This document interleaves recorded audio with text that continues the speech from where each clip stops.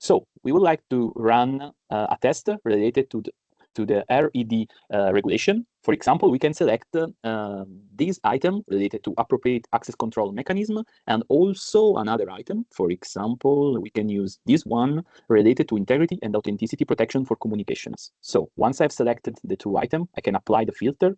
Now we can going to choose a Wi-Fi test that exploit this specific regulation, in particular authenticator validation, integrity and authenticity protection for communication, confidentiality protection for communication, reply protection for communication, and best practice cryptography. In particular, this test on Wi-Fi aim to verify if, through a man in the middle, if the target will accept a self-sign certificate. So we are going to evaluate the strength of secure communication of our target. In order to do this job, I will select the test.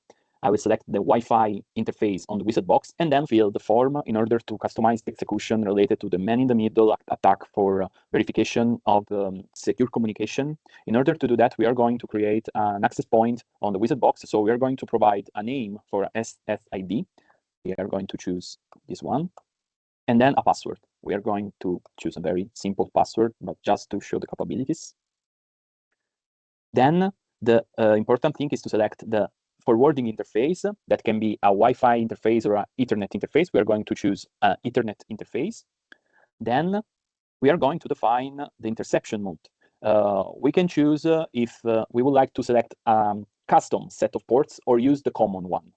We are going to use the common, and among the common, we are going to choose the highest level, the superset of ports, as described here. We are going to use the default ports profile that covers the web interfaces, but we can select all to have the entire set of ports.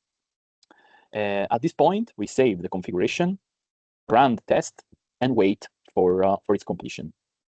Now the test is running, and we can wait. Okay, so we have now the result of the execution of the test related to that aim to verify if our target accept or not a self-signed certificate, and we have as a result passed. That means that our target does not accept self-signed certificate. So here we have some information on the status of the execution, mainly related to when the test started, when the test ended, and the result. And here in the input we have the value that we inserted. And then as output, we retrieve that no vulnerability found. This means that, as I mentioned before, our target does not accept a self-signed certificate. And here in the warning, we have more information on the ports that we try to exploit and the value. So this is the first way to have the output. The other, we can also export a PDF file that exposes the same thing that we have in the web-based interface. So I click here and then generate reports. So in a few, I will receive the PDF. Here, I can save it. And then I can directly open on my laptop.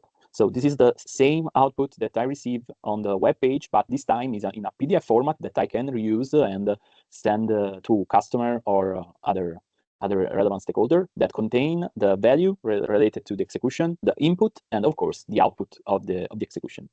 There is also a third way to have the output, this time downloading a zip file that contains the JSON of the output, but also a pickup file that contains the traffic sniffed during the test execution that can be opened, for example, using Wireshark.